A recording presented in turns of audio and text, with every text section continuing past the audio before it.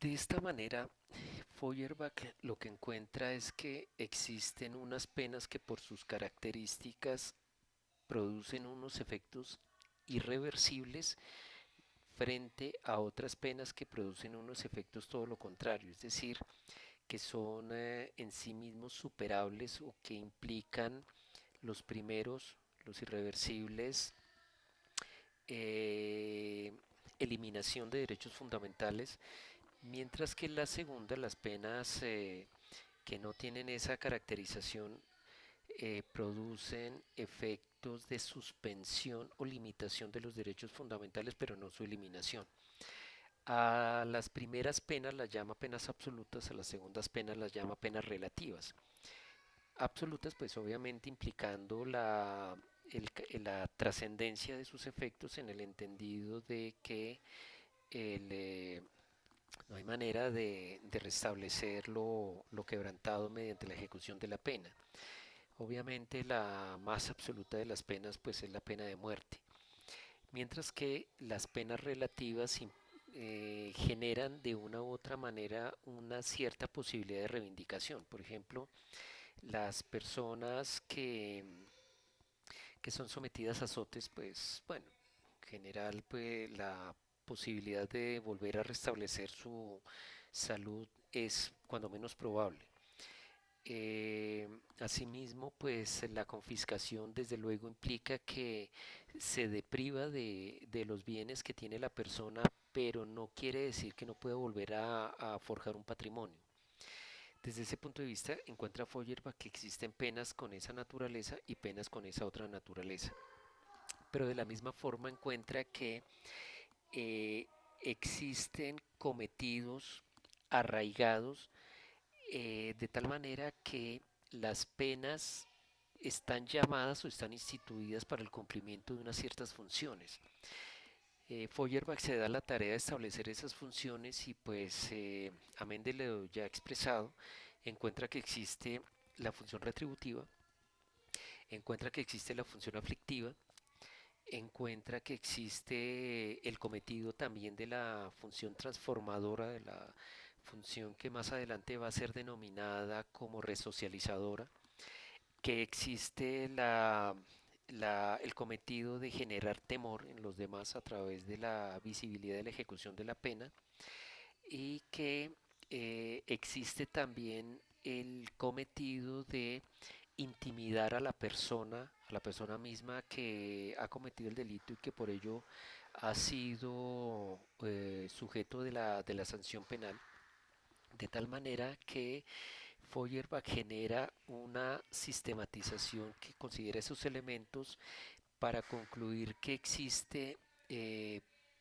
sistemas punitivos absolutos, sistemas punitivos relativos y que en términos generales, si bien se acomodan mejor a la caracterización de penas en términos de penas absolutas y penas relativas correspondientemente, también a los efectos que se buscan, es decir, que cuando se acentúa el carácter retributivo de las penas, la función retributiva de las penas, eso se acomoda mejor con con los sistemas de absolutez de las sanciones, mientras que cuando lo que se busca es más cifrarse en el individuo y en busca de su comilla rehabilitación o resocialización, si así se quiere designar, pues esto se acomoda mejor con las penas de carácter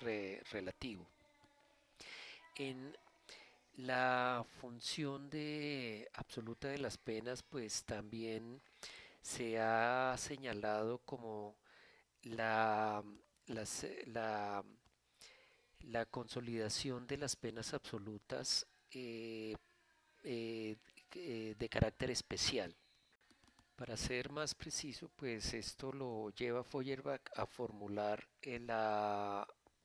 la función preventiva general por oposición a la función preventiva especial. Pero sin embargo,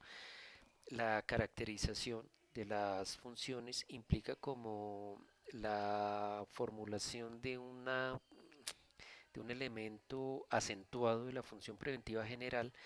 que es tradicionalmente como la función preventiva general especial.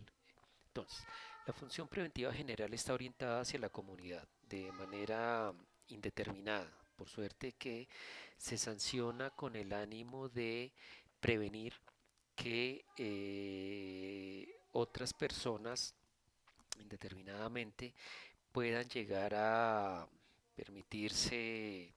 ceder ante sus impulsos proclives y como consecuencia llegar a poder ser sancionadas. Mientras que la prevención especial implica que ese mismo efecto se busca pero sobre la persona específicamente sancionada. Esa, ese compás intermedio de la que se designa en la sistematización de Feuerbach como función preventiva general especial tiene que ver específicamente con la intimidación concreta que se produce sobre las comunidades para evitar la causación futura del reato o que se permitan ceder a sus inclinaciones proclives. De tal manera que pues puede parecer que a nosotros se nos antoje que esto es muy normal, pero hay que tener en cuenta que esto se nos vuelve normal precisamente porque Feuerbach no solamente lo observa, sino que lo sistematiza y lo presenta, ¿sí?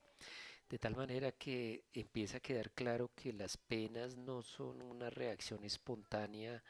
de los estados o de los vindicantes que quieren generar un cierto efecto en los victimarios, sino que existe todo un basamento de carácter filosófico, de carácter ideológico, que se especifica en las funciones. Hoy en día, pues,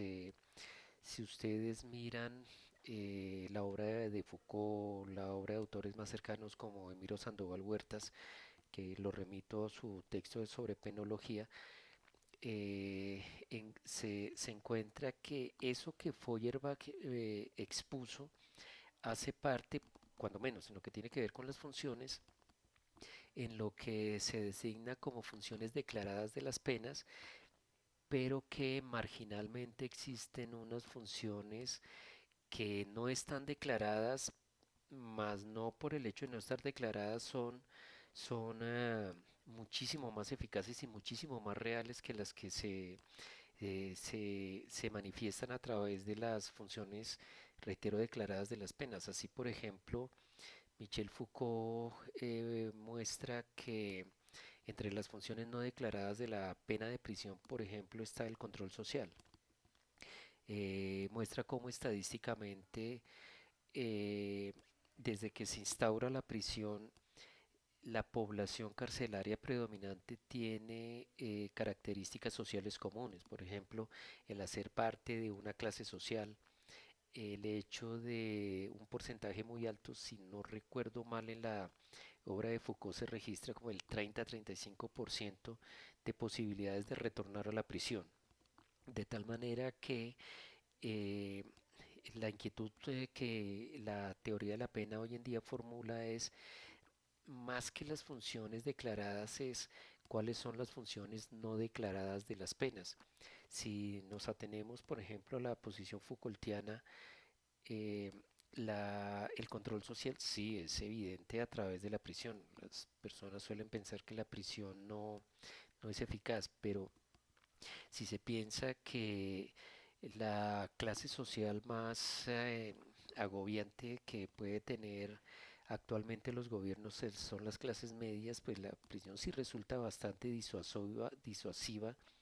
para que personas, miembros de la clase media, dispongan no cometer delitos porque donde se cierna la prisión sobre ellos, pues en términos generales se les destruye todo su proyecto de vida y seguramente arrastran el de su familia. De esta forma, pues concluyo la exposición de lo que es la sistematización de las penas en Feuerbach, que sirvió de presupuesto para la construcción de las teorías de la responsabilidad penal.